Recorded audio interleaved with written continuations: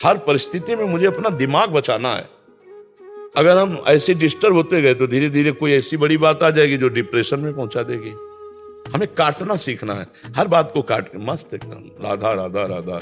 नहीं, अगर ये सब लोग खिलाफ हैं तो क्या होगा? भगवान है ना, प्रभु है ना, वो मंगल ही करेंगे, कोई कुछ बाल बांका नहीं कर सकते। हमारे कर्म जब प्रबल हो जाते हैं तो दोषी और गुणवान उस सामने हमारे कर्म प्रकट कर देते हैं। जैसे वो तो पुत्र है, अब हम रास्ते में जा रहे हैं, अब कोई लेना देना नहीं, एक आदमी आता है, टक्कर मारता है, लड़ने लगता है, हमारी उसकी कोई दुश्मनी नहीं, कोई परिचय नहीं है, पर हमारा कर्म जो है ना हमको दुख देने के लिए तत्पर हुआ तो हमें गाली देने लगा, पीटने लगा। गलती भी उसी की, गाली भी हमें को देगा। हमारे द्वारा कर्म बनते हैं तो वो कर्म हमारे पुत्र या निज सगे संबंधी बनते हैं आकर, और कर्म के वशीभूतों को हमको दुख देते रहते हैं। तो ये पक्की बात है कि दो पुत्र जैसे हैं, एक से सुख मिल रहा है, एक से दुख, तो दोनों में हमारे ही कर्म प्रधान है।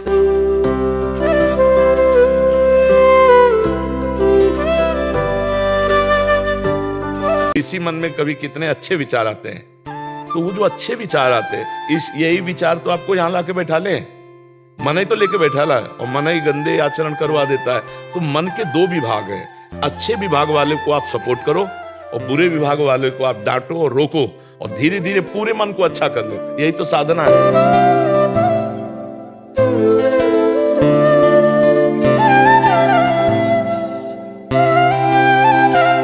जिसका भोजन सरस है उसका भजन नीरस होगा, और जिसका भोजन नीरस है उसका भजन सरस होगा, और जिसका भजन सरस होगा वही अध्यात्म में प्रारंभ से लेकर अंत तक टिकेगा।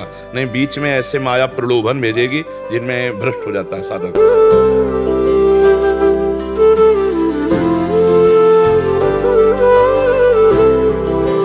जो मनोरंजन इधर उधर समय बर्बाद करते हो, वो अगर शास्त्र स्वाध्याय और नाम जप में लगा दो तो बहुत बड़ी उन्नति हो जाए। 24 घंटे में 20 घंटे आपके, 4 घंटे अध्यात्म में दे दो, शास्त्रों का स्वाध्याय, नाम जप, धर्म के कार्य करना, मंदिर जाना, जो भी जैसा 4 घंटे भक्ति कर ले, बहुत ज्यादा।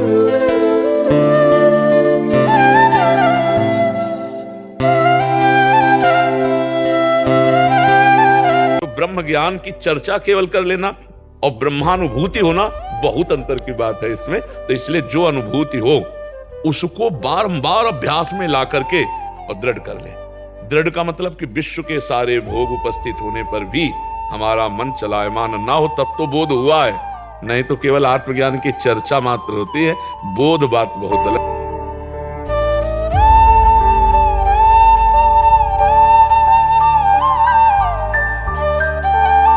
स्वार्थ की पूर्ति जहां नहीं होती, ध्यान रखना, वहां कोई तुम्हें प्यार नहीं करेगा।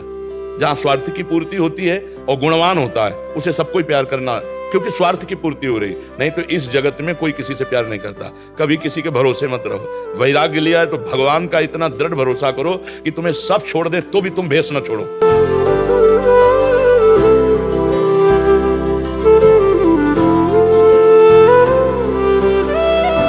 दृढ़ आशा करो इसी जन्म में मुझे भगवत प्राप्ति हो।